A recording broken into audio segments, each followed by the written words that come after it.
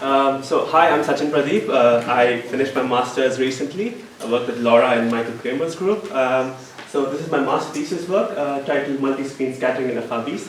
I've heard like a lot of people complain about scattering, but it's also very useful. We can learn a lot about our interstellar medium using scattering.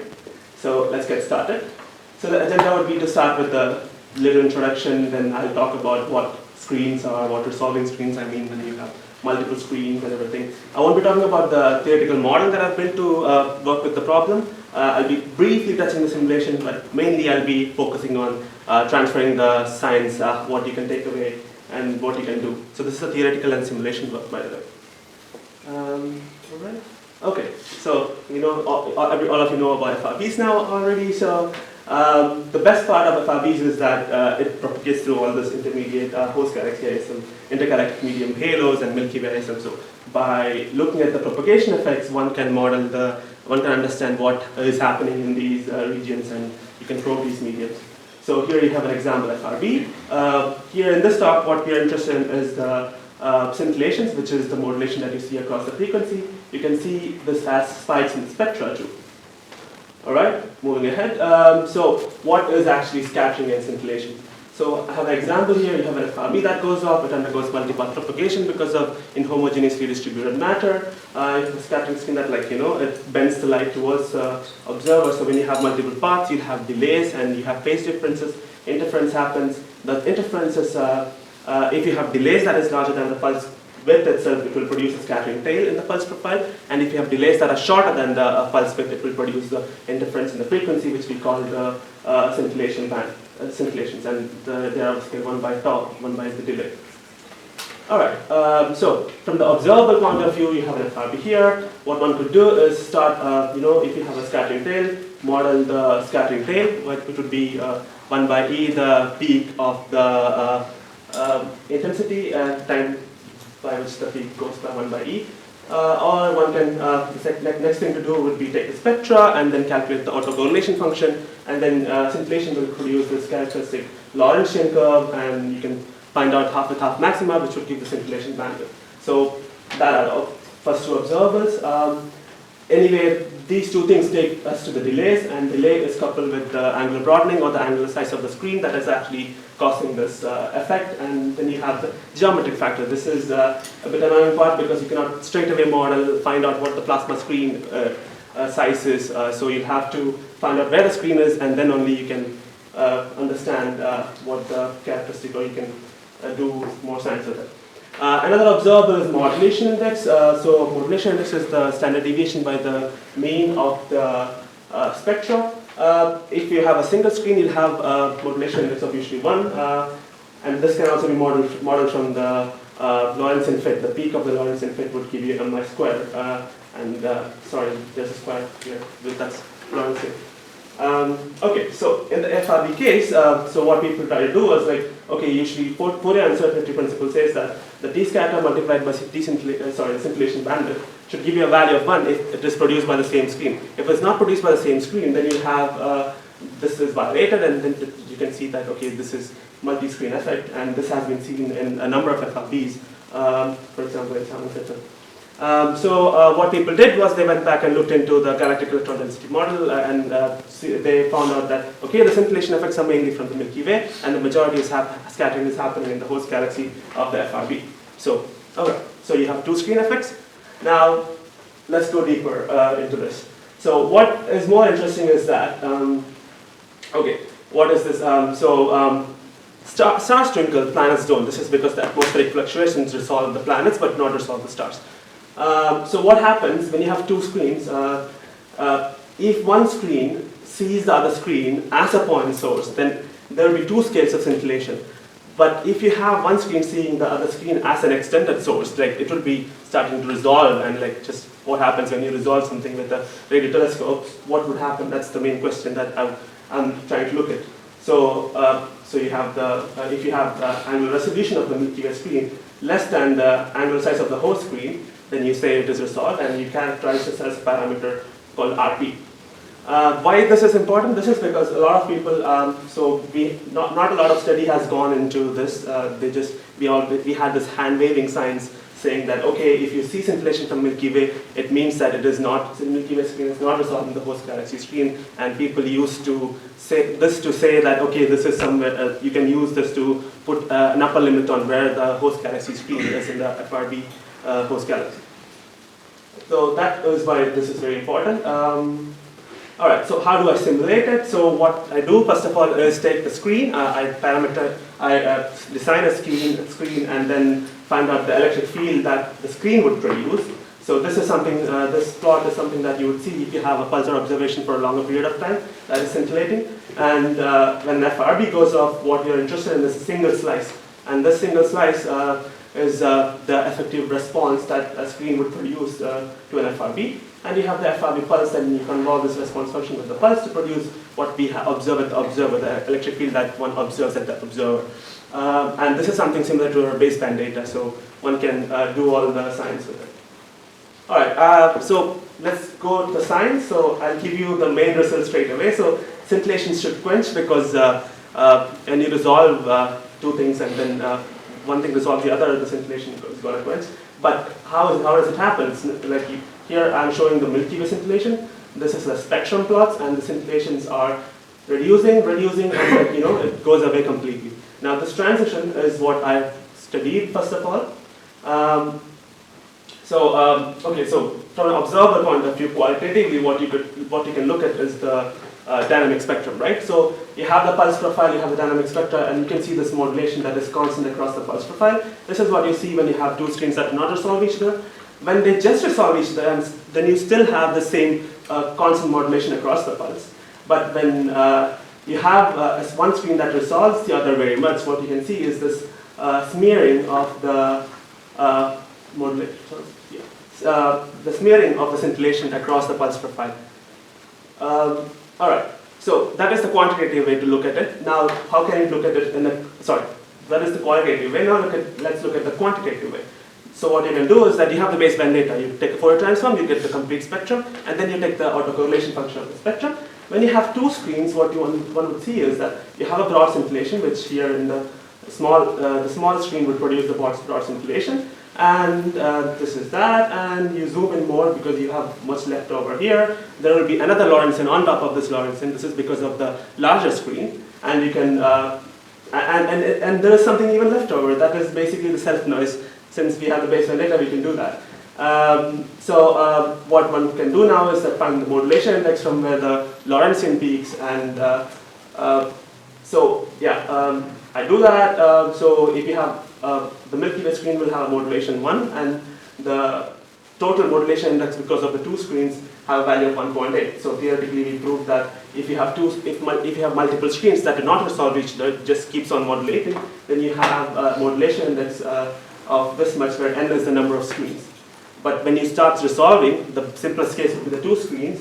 If you have one screen that resolves the other very completely, then you have a modulation of 1. So if you have a partial resolving screen, then you have a value between 1.7 and 1. One thing to notice is that you cannot use this formula of standard deviation by the mean because it is spoiled by the ACF when you take the broadband. So you have to be really careful. So the best way would be to look at this fits and then find the modulation. All right, so I'll go to the next extreme case, which would be when the one screen resolves the other. I have the injected value of the screen, scintillation from the screen, from the Milky Way it is 0.2. When I look at the data, what I can see is that the scintillation is broadened, as well as the modulation is going down. It went from 1 to almost 0.2. So this is pretty low, and these are the two observables.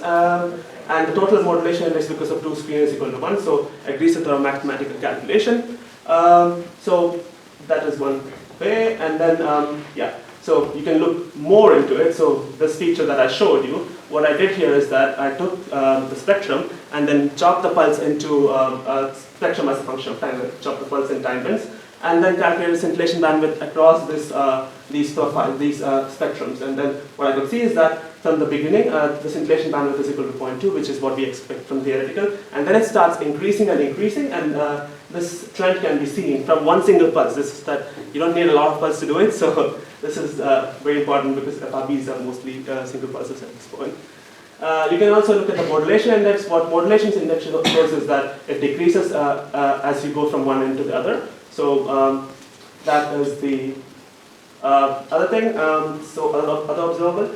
Now this is okay. This is a bit complicated plot, but what I'm trying to say is that I created like 5 scenarios, and what I could see is that the blue curve is when the screens do not resolve each other, and the red curve is the screens when they resolve each other very much. You can see the transition. This is not like a switch-on phenomenon. Like it's not happening instantaneously. You can see this transition. So that's it's a slow phenomenon. What science can we do? So we have a phenomenon. We have a quenching of scintillation. Can we do some science with it? Yes. You have this complicated formula, but I want you to focus on these things. If you have a localized FRB, you know where the redshift and what the distance is from the cosmology. You can find the scintillation bandwidth and the peak correlation or the modulation index from the ways I showed you. And also you can find out the delay because of the scattering from the pulse profile, the scattering time scale. And if you put in all these values and you know where the Milky Way screen is, you can find out where the host galaxy screen is. And that is basically, once you know where the host galaxy screen is, you can find out the angular size of the plasma structures. Now you can probe host galaxy screen at AU scales. This is very interesting. We can look at a lot of turbulence problems and everything. So this is opening up a new avenue to try new science. So from an observer point of view, another thing I want to say is that you have 2 screens. The scintillation, the angular broadening of a pulse changes with frequency as frequency raised to -2. What it means is that this effective screen is increasing as you go to lower frequency. So as the screen increases and increases at lower frequency, you start resolving each other. So you'll be able to see this transition from unresolving screens to resolving screens, and you can model it.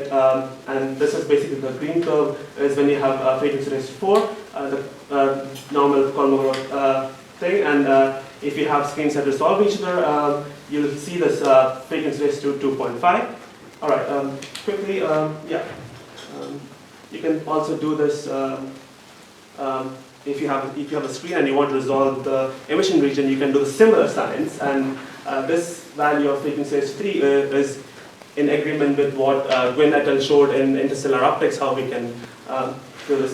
This has a bit of caveats. We need strong scattering regime and everything, so we need to get lucky with this.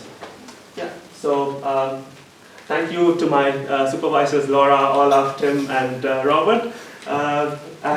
It's not possible without them, and I'll leave with my summary.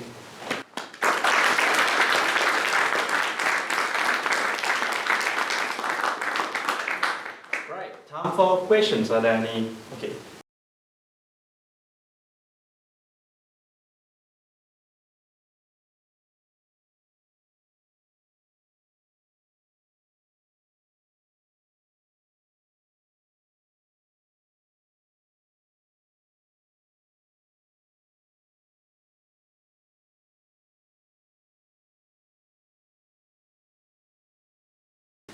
To an extent, we can do it. So I have, so again, if you have enough time resolution and if you have enough frequency resolution, I'm assuming that we are able to resolve one scale of scintillation, so the smaller scale, the larger scale of scintillation because of the Milky Way screen. If we were able to resolve that, you can do the same science. Like you can see this phenomena because you'll have a smaller scintillation scale at the beginning of the pulse, and then you can see it decreasing. So you can first qualitatively and also quantitatively you can find this, and then this value that we put in here, this is the scintillation bandwidth of the Milky Way screen.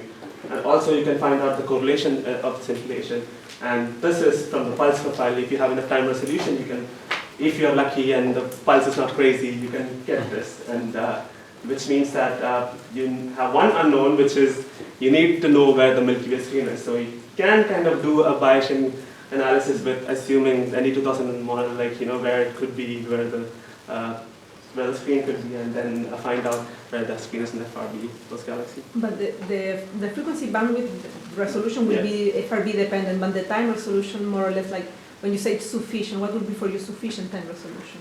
Okay, so the Effelsberg 0.64 microsecond is pretty good. Okay, tens of microsecond is good enough. Okay.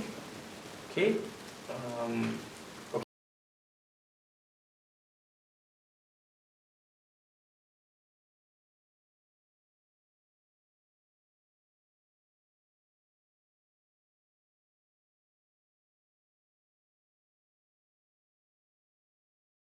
Yes, if you have more screens in the host galaxy, then it will be complicated. I have a model, but like do a simulation on you having n screens is a bit complicated. Like it needs some more time to develop.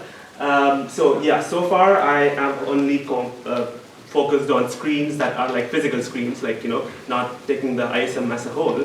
But taking ISM as a whole would I haven't thought about it how to. I mean, like people have done, for example, Masui 2015. Like he assumed the Milky Way screen to be the ISM itself completely, and then he modeled the host galaxy screen, where the host galaxy screen could be in based on assuming it's in the ISM and taking 1 kilopascal, etc. But yeah, I haven't thought about it. But would be more. Yeah. So, but still, I think you can characterize the turbulence if you locate to an extent where the screen, the ISM screen is. Then you have a broadband observation. You have the frequency evolution of scintillation bandwidth. You can still do the usual. Is the turbulence following a comma or is there anything else going on? So we still have a lot of science that we can do, even if that's the case. Right. I think we should conclude the section now. If you have any questions, please feel free to talk to any of the speakers, and maybe you can scan the QR code here. So, thank you.